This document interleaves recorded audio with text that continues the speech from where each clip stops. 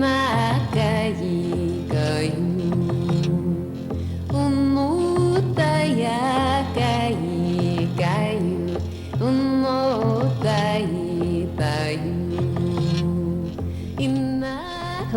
and welcome again to The Goddess in Art.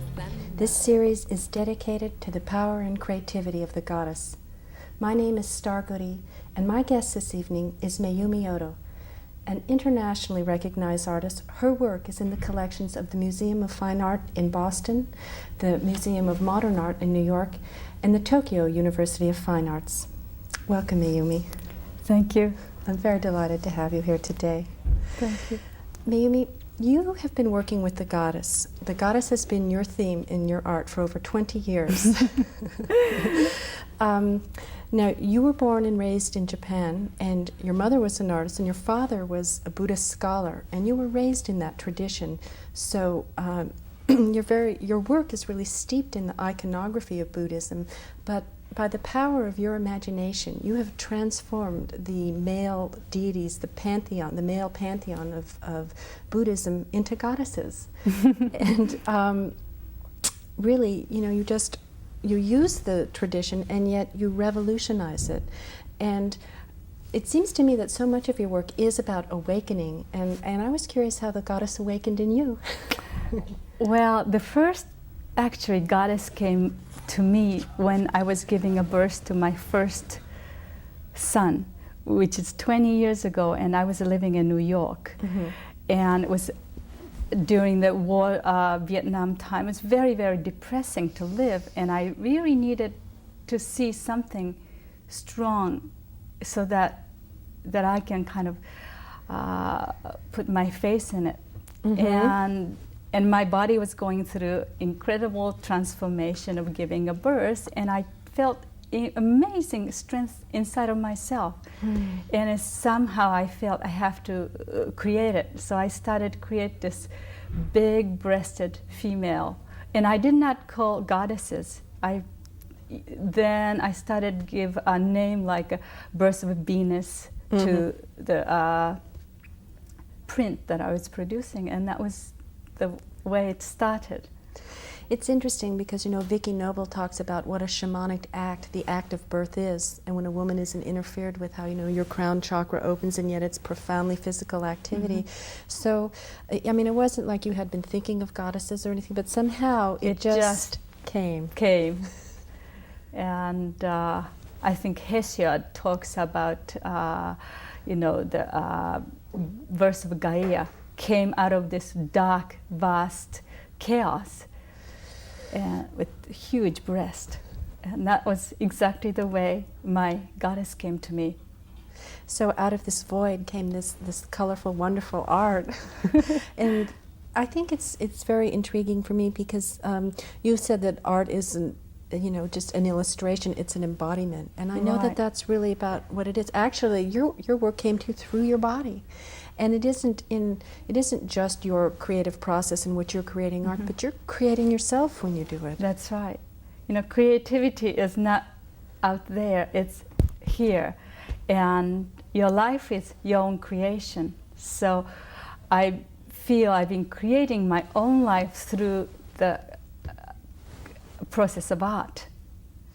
And it isn't just, really it's a sense of that, you know, you had written that your art is projections of what you want to be, or your own dreams, or what I think is really interesting is really how you want things to be, or what the myths that you want to live by. I think we create our own mythology.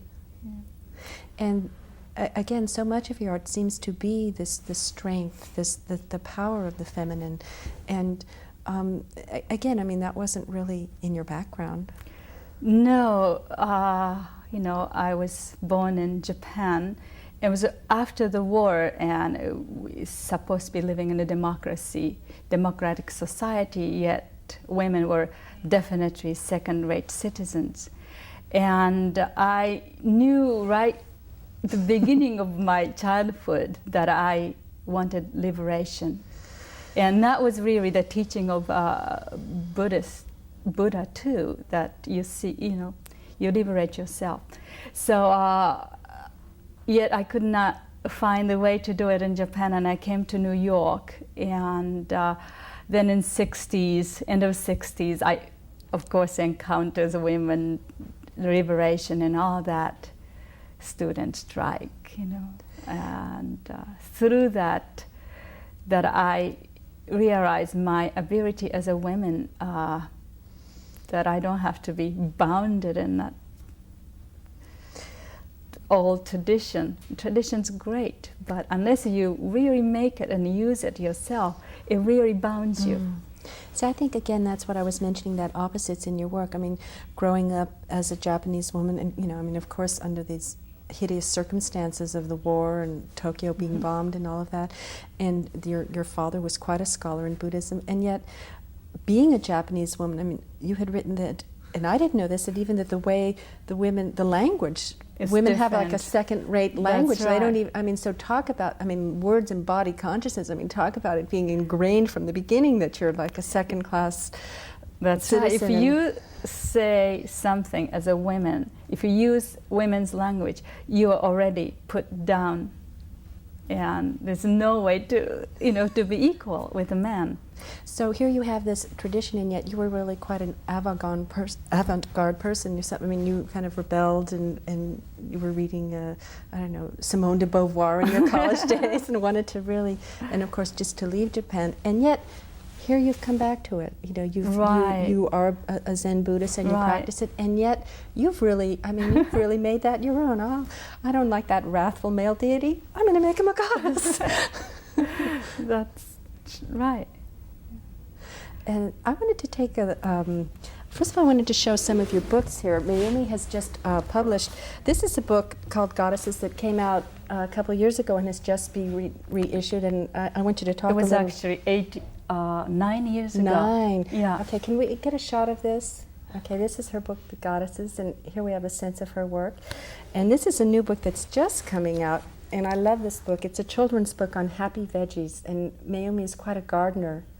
And she wrote the text, and this is a wonderful children's book, and it's very hard to find books for children that really give a sense of love and life of the goddess in the earth and are nurturing. So I really want to recommend this book too. Thank you.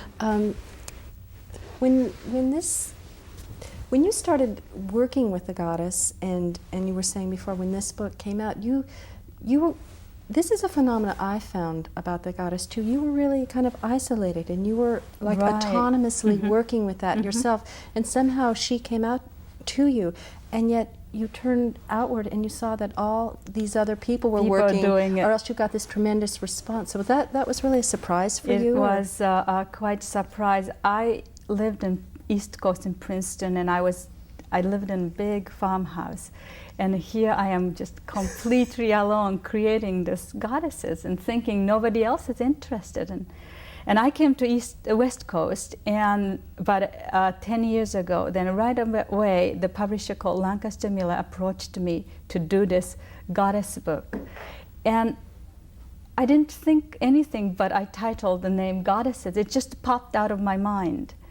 Then right after the publication, I started receive all these letters and from people. I said, I've been doing it. Then I started to see Maria Gimpuras's book, Marin Stone's book, Vicky's work, all that. And I said, oh my God, oh my goddess, right. That I stepped into something of a big, you know, it's almost like a society's unconscious. It's something huge. Yes, it was a quite striking experience. Yes, and that shows that something wants to be expressed. I mean, she really wanted to express herself through you. And one thing I wanted to talk about too, just to give an example of what we've been saying about how you've turned the Buddhist iconography, in looking at your work, and we're going to see some of it in a minute, there's a series of the 7 treasure ships, which 6 of are male gods, and of course the goddess of creation. I mean, the muse is the woman, but that they were all male gods. And maybe you could just talk a little about that so we can give our audience an example. The treasure ship is this New Year's image, that a treasure ship comes with load of treasures and rice and vegetables, and usually 7 god and goddesses on it. And so female is Benten, the Sarasvati, goddess Sarasvati. So I Which is the Indian muse, right, the Indian all the goddess, male goddesses have their own good times and had turns. So I just left her just alone in a treasure boat. So you see quite a bit of the treasure boat with Sarasvati on it. All right, let's take a look at the first series of work that you brought so people can see some of these beautiful, sensuous, wonderful, powerful, joyful goddesses. So let's see this work. All right.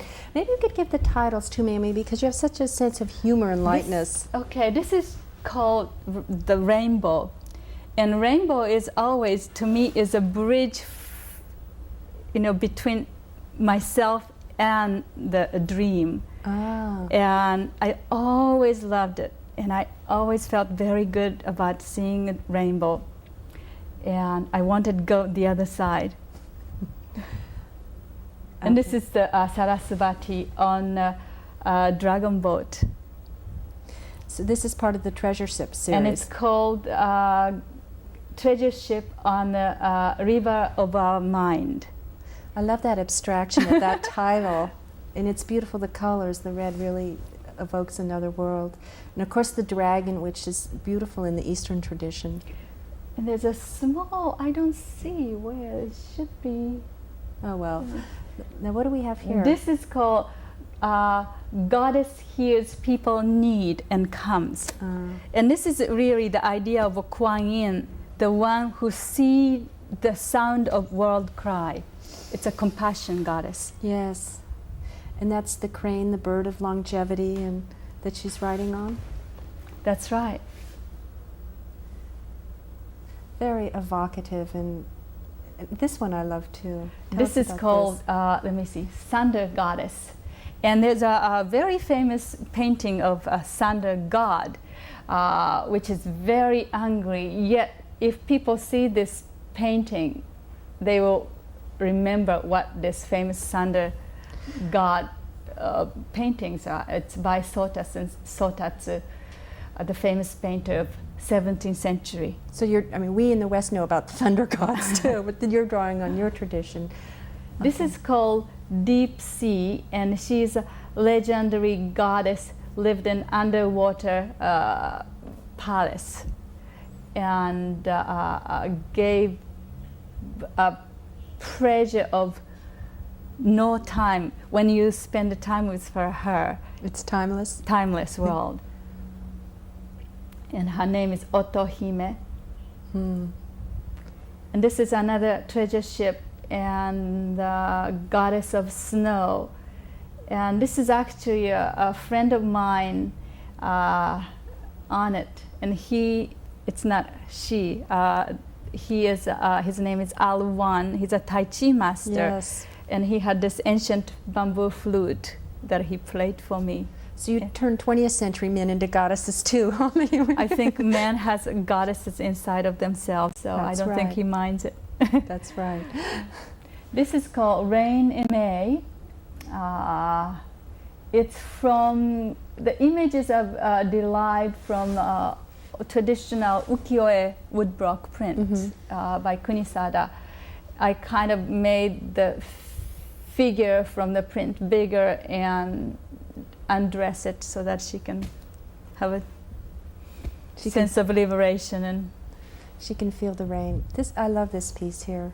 This is another treasure ship and goddess of flowers, and the flower reminds me of my childhood kimono patterns that my grandfather made me. And she wears this red hat, which indicates that she's a revolutionary. Okay. See, and that's interesting too, because again, you're drawing on you work a lot in the silk screens, and you're drawing on the woodblock tradition of Japanese art and the great masters. And you said when you paint, when you draw, you're not working alone. You feel the presence of your ancestors and this tradition. Right. And yet you really have the goddess come through and make it your own voice. I'm fortunate to have this incredible Japanese tradition back of me, which always works with me, helps me. Yet I live in this century, and it's so much wonderful stuff goes on, and so I can be held by the tradition, yet I'm here to express who we are. And I think because of one of the senses I get from you is being so tuned into the unconscious and to that creative force, and that you really listen to it, and you don't deny it, and know that the well springs of your life come from that. And because you're tuned into that, and what we were saying before, the goddess seems so much a part of in the collective unconscious, and now of course merging into consciousness. That's right. By your tuning and your listening, it just seems really natural that she should come forth. I think she's got her own power to express, so it comes through me and comes yourself, from various forms. And I like that, again, that honoring of that intuition. And one thing that I think is really interesting, we have seen a lot of the images that we just saw are in your book, Goddesses, that we just held up. But in the last couple of years, other things have been emerging. We've seen like the joy and the power of those images and the compassion, and yet something else, you've been turning to the Dakini tradition. And I was wondering if you could talk a little bit, we'll be seeing some of that work in a minute, if you could talk about what the Dakinis are and how they came about in your work. This book, Goddesses, were done 10 years ago, and I revised it, but I did not do much of the work that I did in this 10 years. It's not in this book, and I'm working it now to make another book. And one of the things is happening is that when I wanted to see positive side, I created all these wonderful goddesses. Then I realized it must be because we are born, we'll die. There's always, so the birth contains this, and our happiness contains our sadness. Yes. So it's not just two separate things, but one. And so I started to put more light into my distraction side, death side. And when I feel I'm strong enough to do that. So all these Dakini images came, and unless you really can see your own death, you don't live your life. Again, that is that synthesis of the opposites of the tradition and yet the adventurous spirit. And almost maybe at first, one needs to turn to that compassion and to feel that. And then in this feeling this strength, then you can turn to the darker side. What is the tradition of the Dakini? Maybe you can just tell our guests what the Dakini is. It's not my tradition. In our tradition, we say bodhisattva of hell. Oh. So, and hell, actually, when you surrender yourself to hell, there's something happens. And you go transform this non-dualistic thinking. And we were so bounded with this non-dualism that we're afraid of death, we're afraid of so much that we can't live happily. So in order to break through this non-dualism in your body, you have to really you have to be ready to die.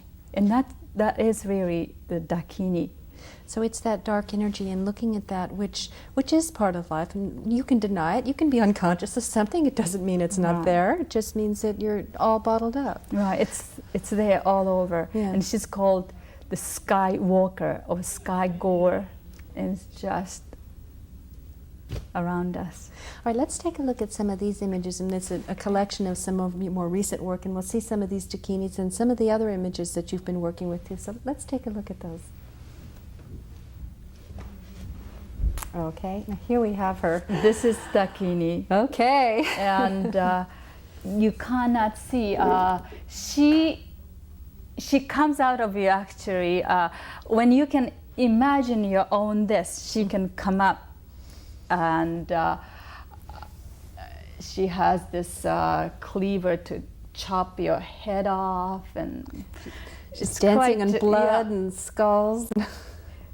But she'll hook your dead body Oh. Well, you'll see another Dakini in a Okay. minute, but this I wanted to see too because it is part of that, you know, again, your attunement with the unconscious and going into the This water. is called Sea Maiden of the Nose. Okay. And I was afraid of water. I decided to study scuba diving, and I became a diver. And so here we underneath the water, and it's the same. This More is water. called Merciful Sea.